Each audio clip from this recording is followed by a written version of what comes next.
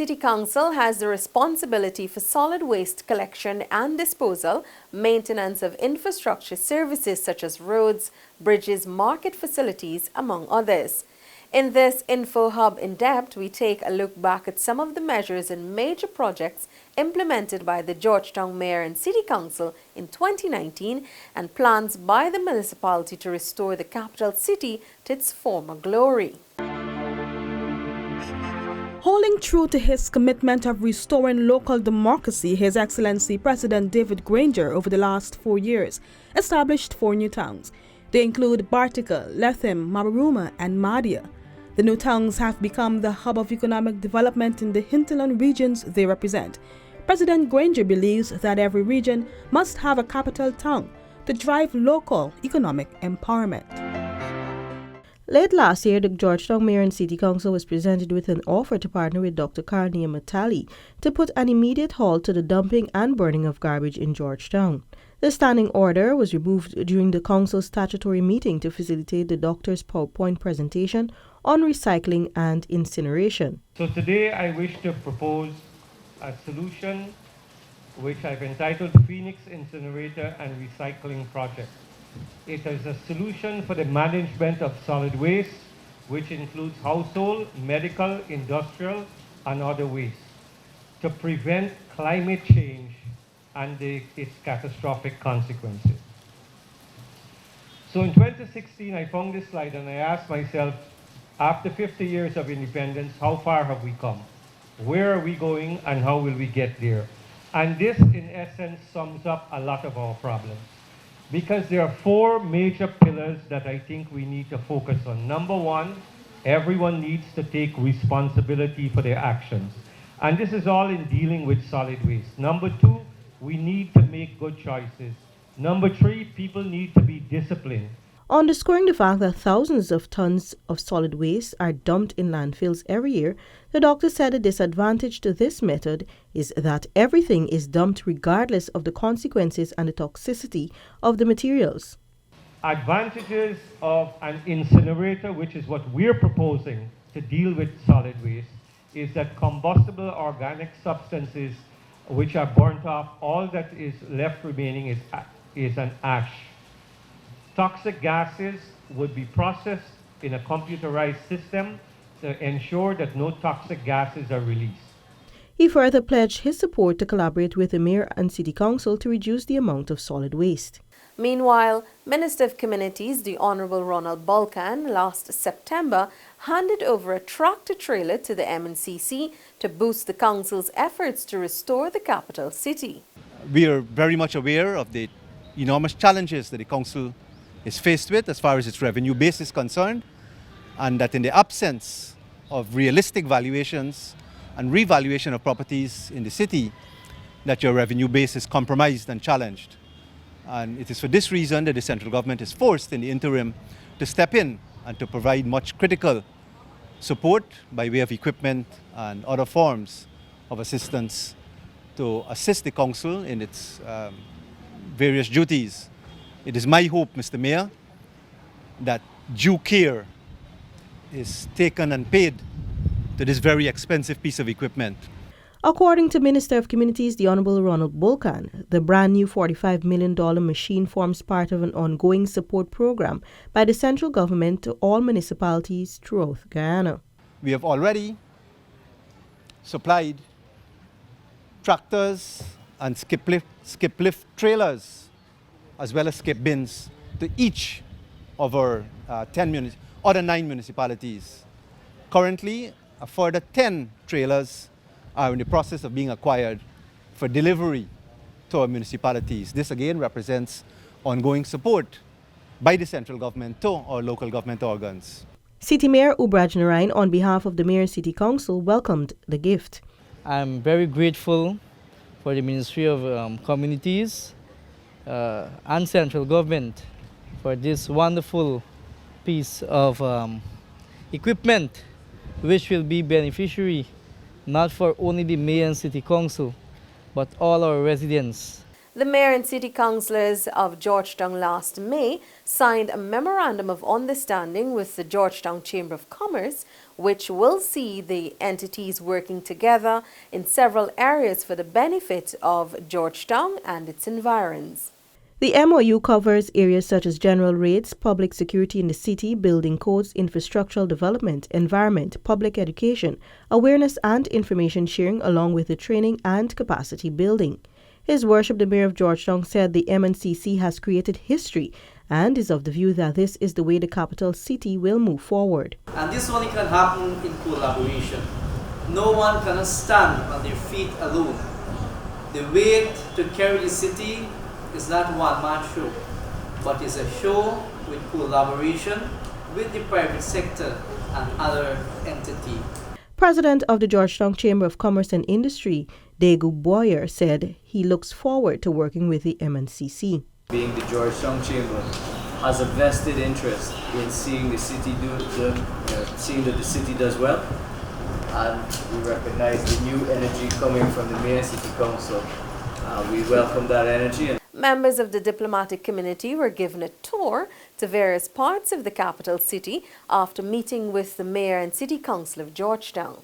Speaking with InfoHub, Mayor Ubraj Narain outlined the purpose of the diplomatic tour. I met with several diplomats officials, and they only hearing what they say they do not seeing. And that's why I organized this little tour so they can see actually what is happening, what the city managed, and how we go about to manage it. The mayor, accompanied by councillors and members of the diplomatic corps, visited the industrial site daycare center, Meadowbank Sluice Doors, Stabrook Market Wharf, City Constabulary Training Complex, and the municipal abattoir. On the sidelines of the visit, InfoHub received feedback from some of the diplomats who signaled their willingness for future cooperation to enhance services of the city. First of all, I need to congratulate the mayor and city council for this initiative. It's a great initiative. It allows us to visit the sites and see how we can collaborate to improve services, to improve systems, and have them organized. And I believe that will prove very helpful to the city council. As I said, it's very positive. You know, it sets the tone. It shows the needs. So we will see what we can do together.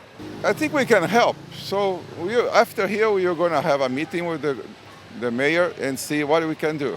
At the conclusion of the diplomatic tour, His Worship Mayor Narain highlighted some of the successes and the way forward. I was able to touch on the major issues and major problem that we are facing in the city in terms of like the Stabrook Wharf, the daycare, the abattoir now, and those things, and see how we can able to partnership with other cities through these diplomatic officials.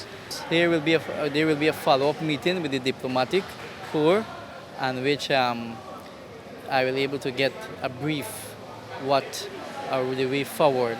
Funds were allotted after a tendering process by the Georgetown Mayor and City Council to carry out major rehabilitation works at various markets in Georgetown.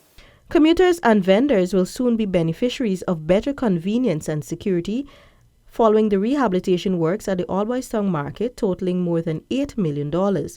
A team from the Georgetown municipality visited the Alboys Town Market to assess the construction works on the City Constabulary Quarter and the Revenue Office. Resident and City Councillor for Alboys Town Charlestown, David Alicock, said that works are 95% completed and new amenities added. We're doing over, as you can see here, the office. We're doing the roofing. You have new clapboards roof. You have fixed ventilation and a brand new step. There's also a sanitary block which... The construction, which commenced at the initial part of 2019, is divided into two phases. Alicock said that phase 2 will commence in 2020. Councillor of Constituency 10, Eston Boswick, highlighted that measures are already in place to roll out phase 2 rehabilitation works at the market. Well, phase 2 will definitely cause a significant sum, since we recognize that it's partly 90% to the roof will have to be done, because not so long ago there was some attention given to the fish pond area, and that's the western side of the market. So you will find that it's mostly the northern, eastern and southern side that really needs total resheeting of the roof. And that my own layman estimate, I estimate it would cost over $20 million. So. Additionally, the newly renovated Kitty Market will be outfitted with 38 stalls, a cold storage area, and a revenue office. City Council embarked on a major rehabilitation to the Kitty Market in 2016 due to the numerous complaints by vendors about the deplorable conditions. Earlier, an assessment was carried out by officials from the Mayor and City Council to evaluate the construction process. City engineer attached to the Mayor and City Council Engineer Department, Rashid Kelman, said the construction is divided into 2 phases. He explained. This phase entails finishing off all the ground floor stalls, the ceiling, the roof, the walls, the flooring, the staircase, and the 2 exits that lead to the forestries. Markets and Public Health Chairman Tricia Richards said the market will be modernized and will be outfitted with a generator, a revenue office, a community hall, and a cold storage area that will facilitate butchers plying their trade. We've been having a lot of applications coming from the general public in wanting stalls in the market, but our focus is on the persons who were here for us, and then we'll look at the other applications that are coming in. Richards highlighted that monies were also allotted after a tendering process to carry out refurbished work at Border, Stabroek, and East Ruimveldt markets. Recognizing that accessibility is important, the Mayor and City Council commissioned 2 bridges in Constituency 14, Ruimveldt Industrial Estate and South Ruimveldt Gardens. Residents of the communities welcomed the development, especially since the bridge linking South Ruimveldt Gardens to Roxham Burnham Gardens was the first to do so. The bridges cost $535,000 and $13.5 million, respectively. So you can see already the impact that it has, because people have to go all the way around before they can get across. So this is the best thing that could have happened in a very long time. We are very happy. It's linking. People can now get from Roxham Burnham to South without having to go all the way around. Before it was very break up and oversaid. It wasn't right, but seems to now is very okay, as you could see, and we like to develop and we're looking forward for many more steps.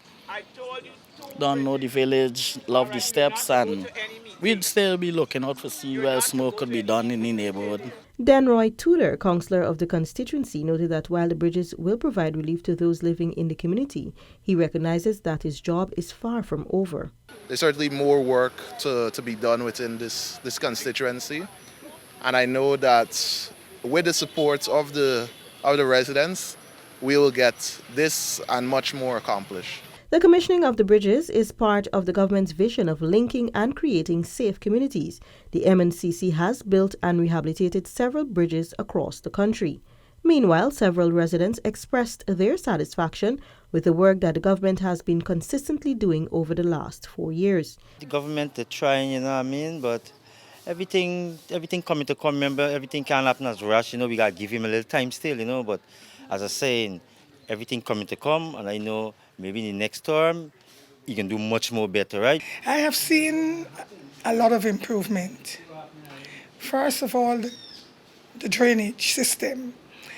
First, in Norton Street here, before the government came in, when the rainfall, we used to have a lot of floods.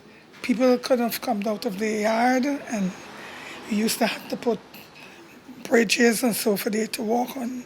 But now, as soon as the rainfall and the water will run off. It got a lot of improvement to come. And things getting better. And I appreciate everything the government doing right now. One resident, 80-year-old Elaine Salmon, said that this is the first time in all her years that Wortmanville has experienced such a transformation. Well, much improved. Because first when rainfall here, the yard flood. The trenches flood. And it's hard to get out the water. Now it's much improved. There were things that wasn't to the stage it is now. Much more improved now.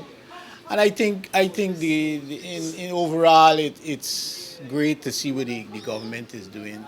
Alboystown resident Paul Punch also said that given the circumstances the government met when taking office, citizens should exercise patience in order to experience real development. When the government go in office, you just want things to be done and rush, I mean, that things could happen, but you have to have patience. You gotta give the government a little time and you have to have patience. And once you get patient, everything is manifest. But if you don't get patient, you're in this row with the government, well, this and being done and this and being done. But as I said, you gotta be patient and maybe, who knows, next year a little more investment will come in that. His Worship the Mayor Pandit Ubraj Narayan and his deputy Alfred Mentor were re-elected on December 11 of last year by councillors of the Mayor and City Council after a year of service to the people of Georgetown. The mayor promised to continue the exemplary work started by the council when he was first elected in November of 2018. I urge us all to work together for smooth flowing of 2020. Have more understanding, communication and dedication for great good and dedication and serve our people of this great city we all call Georgetown. The council also elected a 7-member finance committee which included Councillor Oscar Clark as chair and Councillor Ivelaw Henry as vice chair. Meanwhile, during an interview on the National Communications Network's Insight program on Voice of Guyana, Mayor Ubraj Narayan has said that a subcommittee was established to speed up the reconstruction process of City Hall, which is one of Georgetown's historic buildings. According to the mayor, the intention is to establish accounts in various banks across Guyana where persons who wish can make contributions towards the project. I put forward to the council, let us start a subcommittee to have different entities to involve into restoring that historic building of ours. That committee had formed, and this committee involved the Mayor and City Council, the tourism authority, the chambers of commerce, the private sector, and different stakeholders, civil society. Different people want to come on board. Business people want to come, company want to come on board. I welcome all of them. Deputy Mayor of Georgetown, Alfred Mentor, presented a 2040 Master Development Plan for the capital city. This initiative is expected to see major transformation within the Georgetown area. I was tasked by the mayor to report on the development of the National Capital Planning Commission, which is more, I should say, a Greater Georgetown Development Plan. It speaks to where we at, where we've been, and where we intend to go. So it's one of those plans that this is a collaboration between the City of Georgetown and a number of agencies, including the Ministry of Infrastructure, the Ministry of Communities, Central Housing and Planning. According to the Deputy Mayor, the plan proposes critical development in several areas, including geographically, expansion of Georgetown beyond Commons Lodge and Agricola. It seeks to expand the limits of Georgetown to Good Hope on the east and Soosdijk Junction to the south, Potential to the south and west, and Crane to the west. It's in the making, and there's a consultant who will be engaged to deal with such matters along the line of the National Capital Development Plan. So basically, in a nutshell, that is what this is all about. And it also go on to speak about goals, objectives, strategy, and how we have to address these particular issues. However, we're still in the brainstorming aspect and embryonic stage of this particular development. But with the advent of oil and gas, which we all know will bring a lot of other the industrial component to this development, we will have to be able to pick up speed and to be able to fill the gap. Furthermore, the document intends to transform Georgetown into a city that is green and promotes the safety and security of its populace, to consider traffic management, road designs, bridges, and interactions.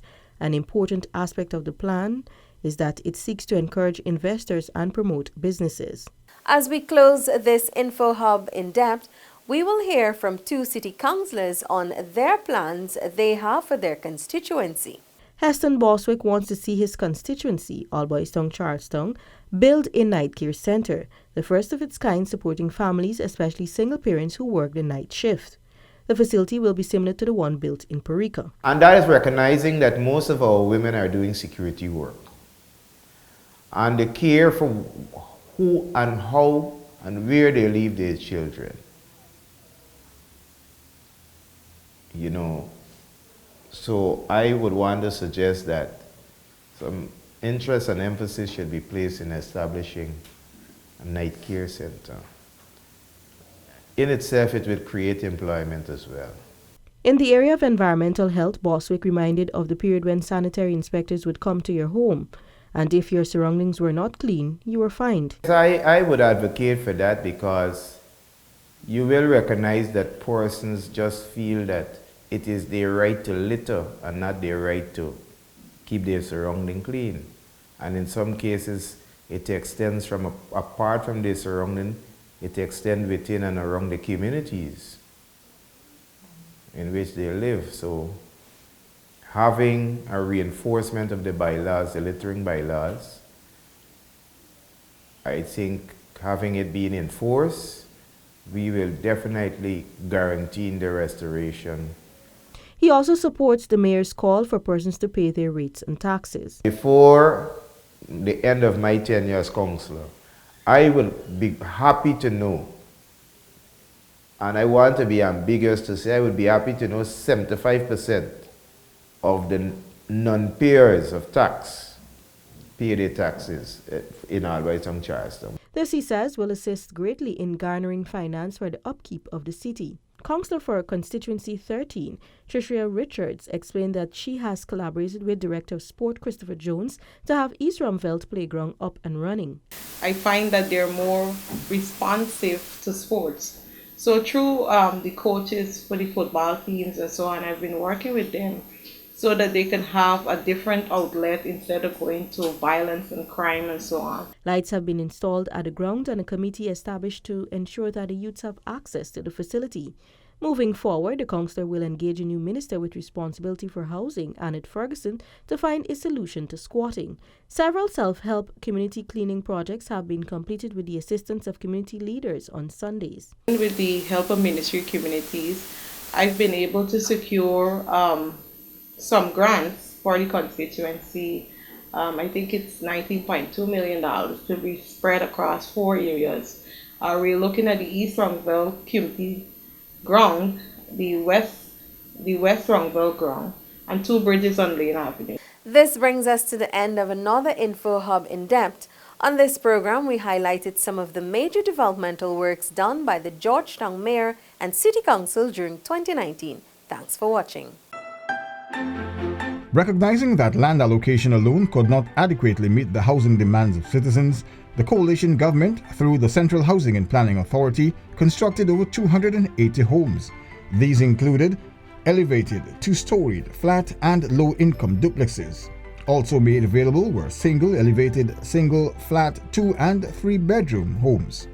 Families are now comfortably occupying their new homes at Undernaming on the west bank of Demerara, Perseverance and Prospect on the east bank, Hope Experiment on the west coast of Berbice, and the Melius Ward in Linden.